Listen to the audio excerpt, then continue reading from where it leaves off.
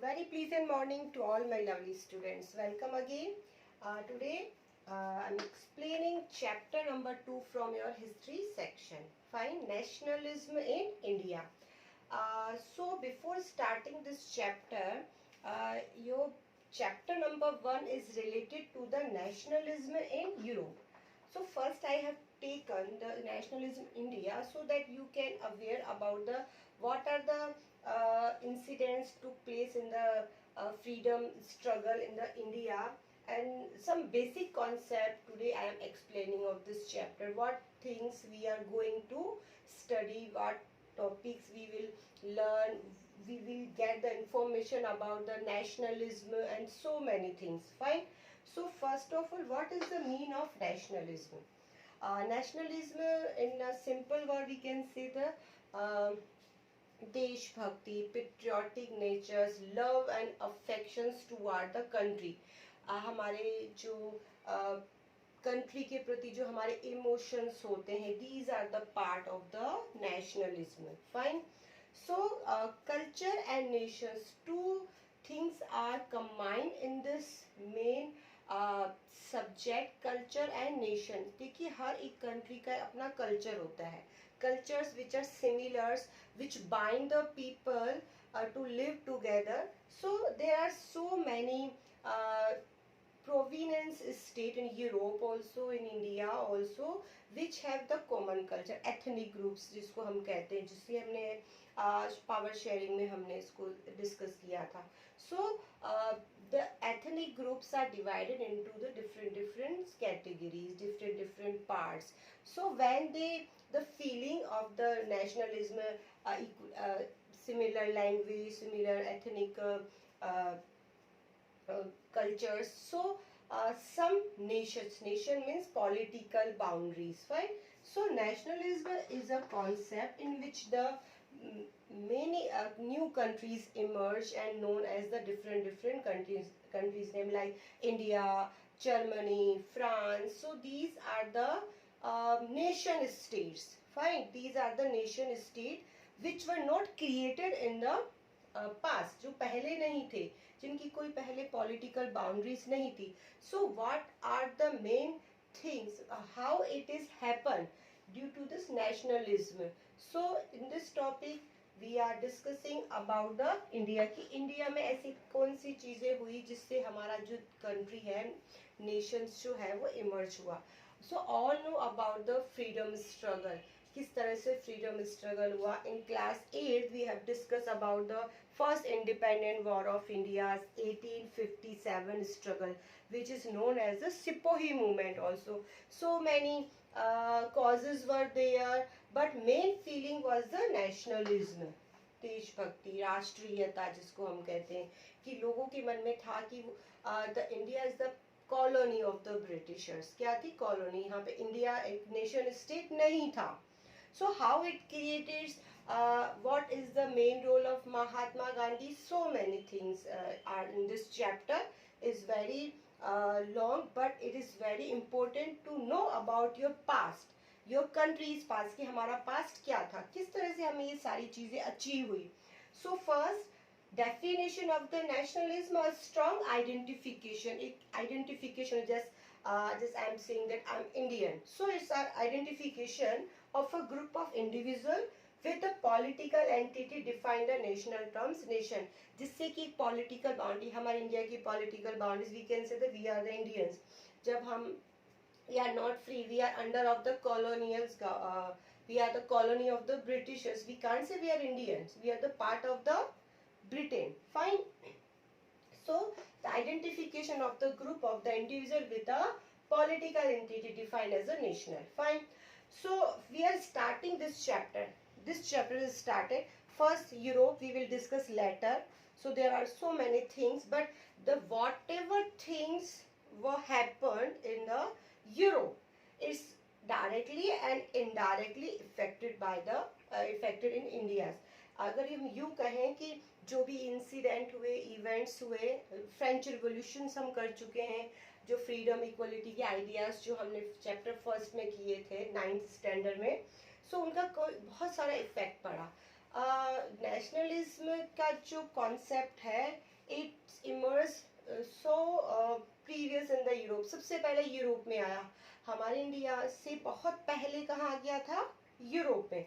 सो यहाँ पर इस नेशनलिज्म की फीलिंग को आने में टाइम लगा, बट कहीं ना कहीं सारी कंट्री जो थी, सारी कॉलोनीज जो थी, जो अलग अलग यूरोपियन कंट्रीज के अंडर में थी, सो the feeling of the nationalism emerged. So first we are starting this chapter, the First World War.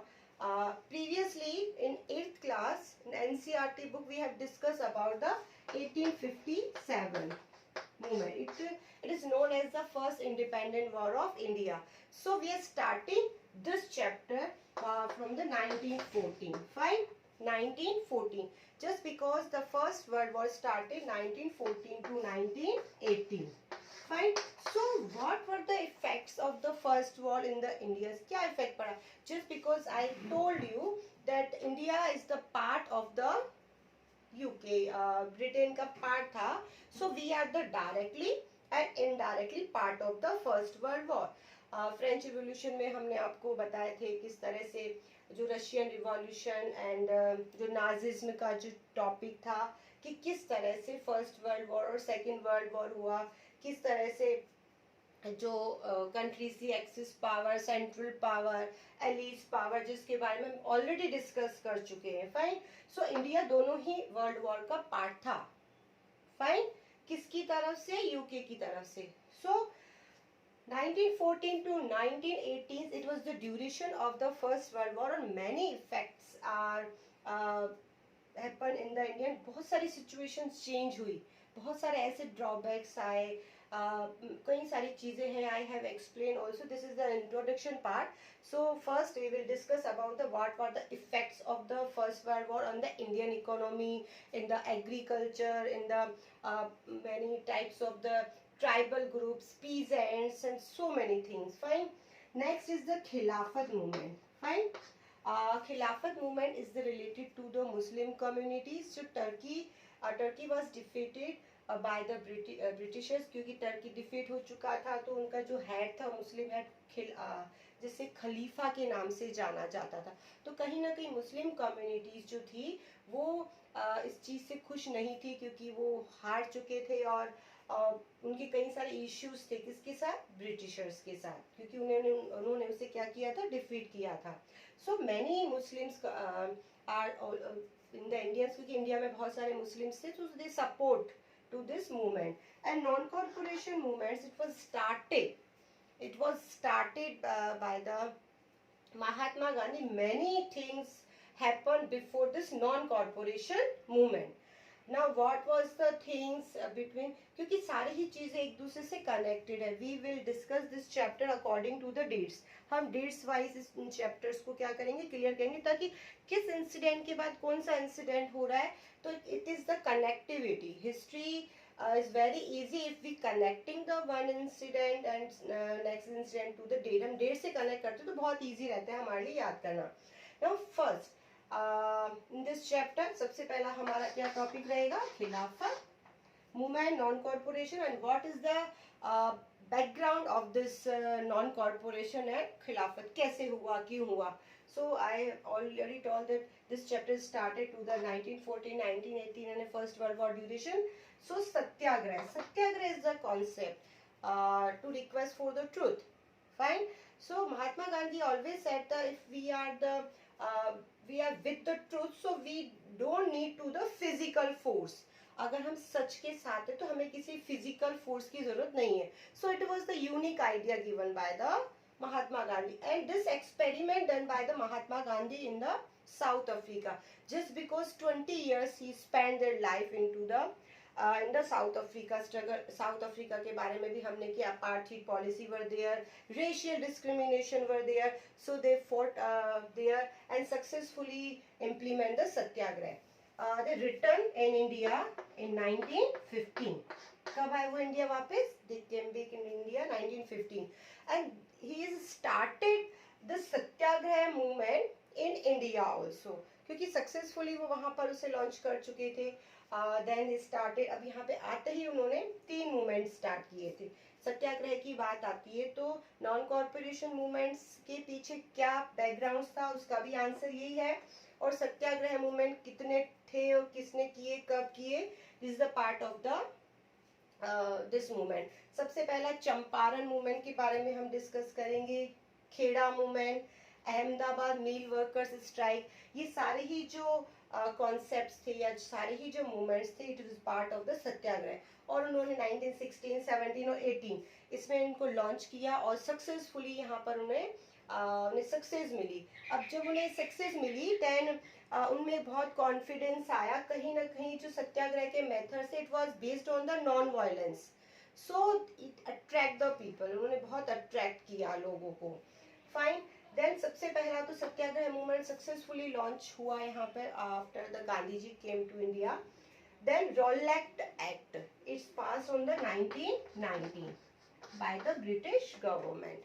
British government ने एक एक्ट पास किया, रॉलेट एक्ट। अगर इसको बहुत सिंपल लैंग्वेज में हम देखें तो it consisted to the liberty of the Indians, क्योंकि बहुत सत्याग्रह हो रहे थे, फ्रीडम फाइटर्स थे, स्ट्रगल्स थे, वो कई सारे मूवमेंट्स कर रहे थे, तो कहीं ना कहीं उसको स्टॉप करने के लिए उन्होंने क्या किया, उन्होंने रॉलेट एक्ट पास किया।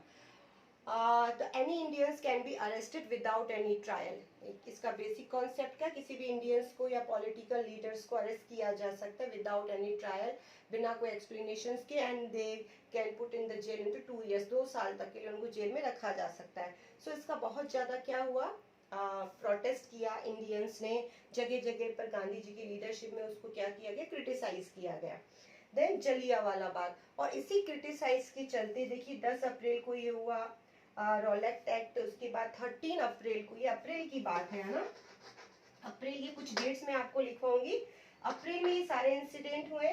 10 अप्रैल को ये हुआ, इसके बाद सॉरी ये 10 को नहीं हुआ, 7 को हुआ। देन 10 को एक प्रोसेशन था, जुलूस निकाला जा रहा था पंजाब में, अमृतसर में, इसको प्रोटेस्ट करने के लिए, तो क्राउड पर काफी सारा जो है वायलेंस किया गया।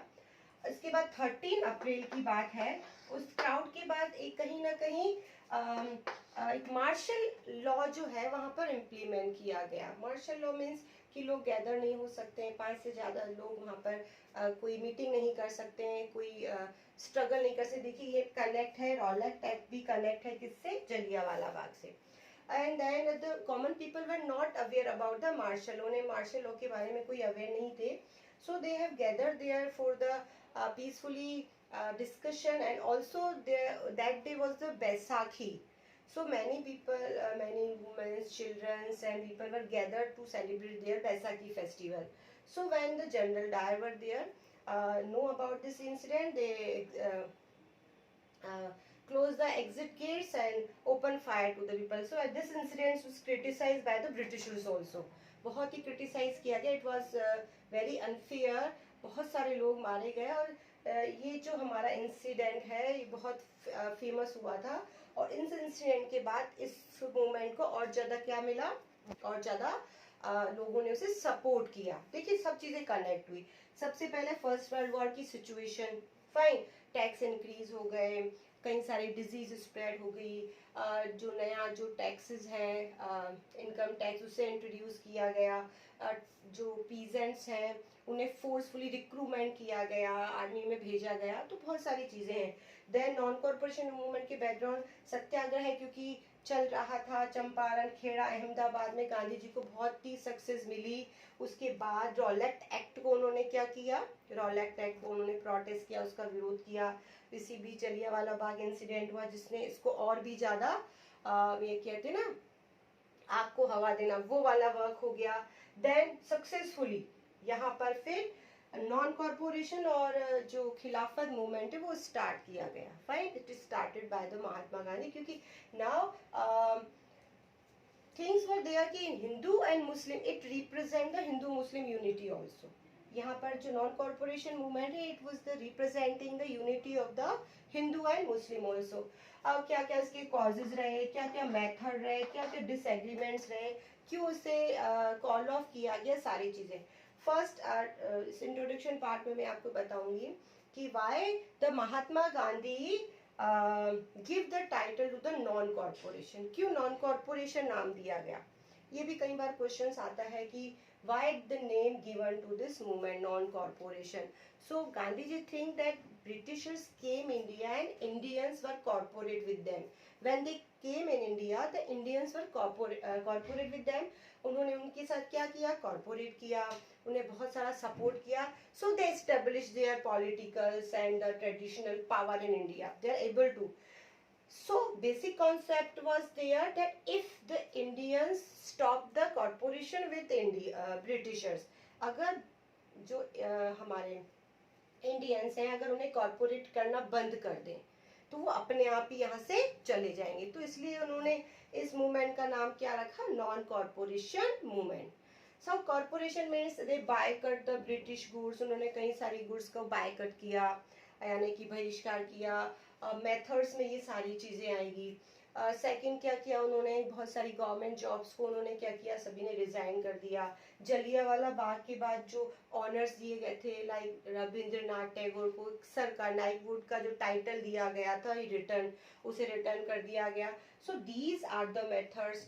बहुत सारे लोगों को प्रमोट किया गया. They started to the swadeshi good, to purchase to the swadeshi good. Bonfire किए गए ब्रिटिशर्स गुड को. सो एक्चुअली में Britishers were the traders. They came India only for the trade purpose. They want only profit. उन्हें profit से मतलब था. So these all incidents is very important in the nationalism movement. After that, in this part I have explained about the introduction and the non-corporation movement. After the next topic I will explain you about the civil disobedience movement, quit India movement. So many things we will discuss in this chapter. Fine student. So whatever things it is the introduction. So step by steps you will learn these all things. Fine students. Thank you and have a nice day.